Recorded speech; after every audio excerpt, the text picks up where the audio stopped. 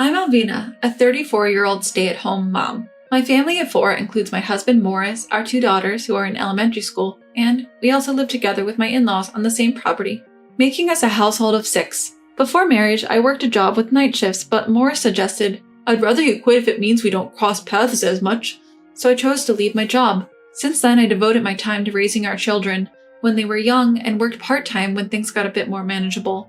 I wasn't very keen on the idea of living with my in-laws. At the point of contemplating living together, I was still uncertain about what kind of people they were. Regardless of how wonderful they might be, I believed that a daughter-in-law living with her in-laws could lead to stress. So I felt relieved when Morris assured me before our marriage that we wouldn't have to live with his parents. However, right after we got married, Morris brought up the subject of living with his parents, saying, "I'm worried about my parents. What about living on the same property? It's not like we will be living in the same house, right?" I was taken aback and protested, but Morris countered, "Do you dislike my parents that much? We will live on the same property but separately. I just want to be near in case something happens. If our situations were reversed, wouldn't you want to live with your parents?" I found myself unable to refute him. My parents were still fit and healthy, living with my brother and his wife, so we were not going to live with them. I think that's why Morris could say things like, "If the roles were reversed, I would live with them." While I was still undecided and had not given my approval, Morris told me after a while, "My parents have already started building a house on our property. We can't refuse now." And so, we were forced into living together. Although I was unhappy, I managed to negotiate one condition. We will not interfere with each other's lives. And so, our shared property living arrangement began. My in-laws adhered to our agreement of non-interference. We led separate lives in our respective homes, and I joined them for meals once or twice a week. The house they built on our property was beautiful, and I even began to think that it might be a lucky break for us since we would inherit it eventually. However, that was a big mistake. My mother-in-law slowly started breaking our initial agreement. At first, she would visit our house once or twice a week and ask for help with tasks that I felt were reasonable, such as, "My back hurts a little, can you carry this?" Or, "I'm not feeling well today, can you prepare dinner?" However, over time, she started making demands like, "Isn't breakfast ready yet?" And, "Why hasn't our part of the house been cleaned?" As if it was a given that I would be doing all the housework. As a result, I ended up cooking all 3 meals and cleaning both houses. Morris didn't say anything about this. Only my father-in-law would say, "Sorry for always asking you to do this." Sometimes he would kindly offer me some snacks and say, "I know it's not much, but please have this." Not only did my mother-in-law make me do the housework, but she also started interfering with how we educated our children. She started saying things like, "They should take these lessons," or, "It's strange that your 2 girls don't help with housework. What did you give birth to 2 girls for?" Yet every time mother-in-law lashed out at me, father-in-law would come to my defense. "You remember we had agreed to manage our respective homes, right?" Father-in-law would chide mother-in-law, who would say, "Oh right, I forgot. I guess I'm feeling weak and unwell, so I might have leaned on you a bit too much. I'm sorry." And she would apologize, at least on the surface. But a few hours later, when father-in-law wasn't looking, the harassment would start again. Even when I tried to tell Morris that this wasn't what we had agreed on, he would just say, "Even if you made an agreement at first, we're family, aren't we? We should be flexible when times get tough. It's your fault for not handling it well." I spent my days filled with frustration, and then, suddenly, mother-in-law collapsed at home. We quickly called an ambulance, but mother-in-law passed away from a sudden seizure. I couldn't tell father-in-law or Morris, but part of me was relieved that the harassment would finally end. Despite our agreement to not interfere in each other's lives, father-in-law had always been kind to me, and I felt differently towards him. I did my best to take care of him and his needs. Father-in-law often thanked me, saying, "I'm sorry for breaking our agreement not to interfere. I just can't handle housework on my own. Thank you so much." Our daughters were very fond of their gentle grandfather, and we spent many peaceful days together. But sadly, this peace didn't last long. Just a few months after mother-in-law passed away, father-in-law suddenly collapsed too. Father-in-law survived, but he was bedridden and needed constant care. During a discussion about father-in-law's care, he mentioned wanting to go to a nursing home to avoid being a burden, but Morris stepped in. "Don't say things like that, Dad. Families should care for each other. Nursing homes are for when family absolutely can't. Alvina said she's okay with taking care of you," he said, completely taking me by surprise. I did love father-in-law. I wanted to do whatever I could to help him. Even if he went to a nursing home, I was planning to visit him frequently, but caring for him full-time at home was a different matter entirely. It was clear that Morris wouldn't help. As a stay-at-home mom with young kids to look after, taking care of father-in-law would be a significant challenge. But I couldn't express my reluctance in front of father-in-law, who was different from mother-in-law. I had no choice but to agree to his care. As expected, The caregiving was quite difficult. I needed to assist him with meals, bathroom visits, and bathing. Father-in-law was a robust, elderly man, and as a member of the opposite sex, we both felt uncomfortable at times. Every day, I'd assist with the kids' school preparations and breakfast, do housework during the day, care for the kids when they got home, and prepare dinner. All on top of caring for father-in-law. Every night before going to sleep, I'd think, I somehow made it through the day. Then I would just collapse into bed.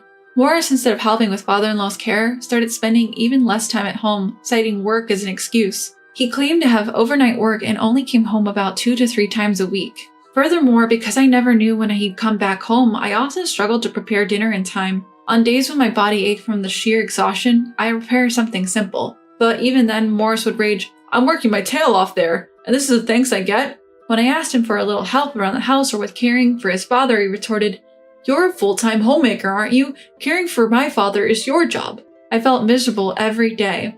This distressing situation dragged on for 3 years. My 2 daughters grew older and began to help with housework and caring for their grandfather, which helped lighten the burden. Chantel pitched in every day helping with cooking and cleaning. Janie tenderly wiped her grandfather's back each day, asking, Does that feel good, Grandpa? I was truly grateful to have such kind daughters. One day, Morris left his mobile phone at home when he went to work. Despite knowing better, I couldn't resist the temptation to take a look inside his phone. The password was his birthday, so I could unlock it instantly. What I found inside was a succession of shocking revelations. Unbelievably, Morris had been having an affair since around the time I started caring for his father, and they even had a child together. From their text messages, it was clear that Morris was also supporting his mistress financially. Although he'd given me money for living expenses and said, I'll save the rest for our children's future, he hadn't saved a dime. The messages got worse. My kid's already in elementary school, so he's not cute anymore. And caring for the old man is a pain, but thank God for my idle wife. It's a waste of money to put him in a care facility, but having my wife do it is free. Gotta make use of free labor, right? LOL. He was ridiculing me and our children. Under normal circumstances, I should have kept my cool and stayed silent until I had definitive evidence, but I was so furious, I couldn't remain calm. As soon as Morris got out of the bath, I shoved his mobile phone in his face and demanded, What is this about? At first, Morris seemed a little taken aback, but he quickly regained his composure. You've lost your femininity since you had our kids, he said, scorn filling his words. You've stopped wearing makeup, and your outfits are all about comfort. Since you started breastfeeding our second child and falling asleep with your mouth open, I felt completely turned off. And when you began caring for my dad, you lost even more of your femininity. You're not even a middle-aged woman anymore, more like a middle-aged man. His cruel words tore at my heart. But he didn't stop there. You know, my girlfriend always wears makeup and takes care of her appearance, even after having a child, he continued, coldly asserting. I have no plans to divorce you for appearance's sake, but my love is for her and our child. I'm not sure who'll go first, but once my dad is gone and our kids are adults, I plan to kick you out and live in the house with her. And so he continued to spew words indicating he considered me nothing more than trash, even though he appeared to have some concern for the children. I couldn't hold back my tears any longer. I too want to dress up and put on proper makeup, but you didn't help with childcare or housework at all. Juggling unfamiliar childcare and trying to do housework perfectly, I had to do it frantically, even if it meant messing up my hair. If you wanted me to look beautiful, why didn't you help with housework, childcare, or even the elder care? And even without a payback, shouldn't a husband and a father naturally help out? I pleaded through my tears, but my words didn't resonate with Morris. That's not true. Look at other women. They stay beautiful while raising their kids. As I've told you many times, it's just that you're not efficient. You, a stay-at-home mom, have no right to argue with me, the one who's putting food on the table, he coldly retorted. If you have a complaint, you're free to divorce, you know? For a woman in her mid-30s like you, employment opportunities are limited, right? You think you can raise our 2 kids just because you'll get a bit of alimony and compensation from me? He sneered. I felt struck in the worst possible way, and I couldn't say anything in return. Thinking about the children, I felt I couldn't divorce. Seeing this, Morris said, You can't, can you? If you care about the kids, you'll take care of my father until the end. After that, you'll work as my housekeeper. But don't worry, when the kids grow up, they'll help you out. So you better treat them well. He then went into his room with a satisfied smirk. For a while, I was dumbfounded and remained in place. Somehow I managed to regain my sanity and went to attend to my father-in-law. I intended to act as usual, but it must have been clear something was wrong. My father-in-law asked, Is something wrong? I tried to brush it off, saying, Nothing at all. I couldn't hold back my tears, and I ended up telling him everything. After hearing me out, he said, Alvina, I have something to give you. Can you come back in a few hours? I did as he asked, and when I went to him after a few hours, he handed me a piece of paper with someone's contact details and said, "Contact this person." He then added, "They know everything. I should be the one taking action, but with this body of mine." He smiled brightly. A few days later, Morris told me, "As I told you before, I will be on a business trip for a week from now. Well, I guess it's better for you too if we call it a business trip, right? I will enjoy the sightseeing, so I decided to take this opportunity to take action." And a week later, "Hey, what the hell is going on? I come home and everything is gone?" Morris was raging and half panicking when he called me. I replied, "Oh, my, how was your week-long affair trip? Did you enjoy it?" Morris shouted, "Hey, stop messing around. I'm asking what the hell is going on." I decided to explain to Morris. The contact that my father-in-law gave me was for a Mr. Quarry, an old friend of his and a well-known, large-scale landowner in the region. Apparently, Mr. Quarry had always coveted the land where my in-laws' house stood and had been trying to negotiate for it. However, my father-in-law would always refuse, saying, "I plan to leave it to my son." But after observing the behavior of his son Morris and hearing my story, he seemed to have decided that his son was a lost cause. We had known in advance that Morris was planning to take a week-long affair trip because he was openly defiant and didn't try to hide it at all. Before that week, I had a talk with Mr. Quarry and we arranged to sell the house and land. It was a piece of land that Mr. Quarry had wanted for quite some time, so he was willing to buy it at a price considerably higher than the market rate. And during that week, the house was demolished. My father-in-law had requested Mr. Quarry, "This might be a bit selfish, but given the circumstances, could you do the demolition during this period if you're planning to anyway?" So when Morris came back, all he found was an empty lot. And we're going to have a new house built with my money my father-in-law got from selling the old house and land. Upon hearing this, Morris tried to persuade me to return to him, saying, "But you're jobless, aren't you? Even if Dad builds a house, you can't expect to be supported for the rest of your life. What are you going to do without my income? It's going to be tough, right?" I replied, "Well, don't worry about that. I did have some concerns about that part, but my father-in-law and Mr. Quarry have done quite a bit. I got a job offer from a company run by an acquaintance who happens to be looking for employees." And then I asked him, "Morris, shouldn't you be worrying about yourself instead?" When Morris suspiciously asked, "What do you mean?" I told him, "The company where you are working now, you got it because the president is a friend of your father's. But now that he's deciding to cut ties with you, he's spoken to the president. Feel free to fire him if this work is poor and he's committing adultery." The president responded, "It was hard to say, but he's been acting like he can't be fired and causing trouble. Let's see what happens from tomorrow." All I heard from the other end of the line was a surprised, "What?" Then silence.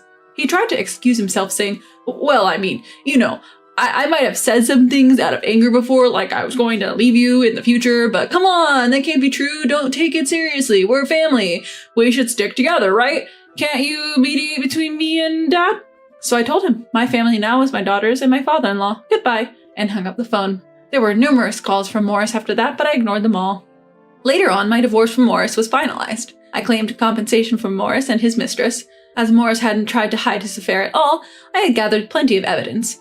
All of this information I heard from various people, such as the president of Morris's company, who was a friend of my father-in-law. Although it seems like extramarital affair wouldn't have led to this firing, astonishingly, Morris was embezzling company funds to support his double life. Morris was not only fired from his job, but he's also being sued for damages.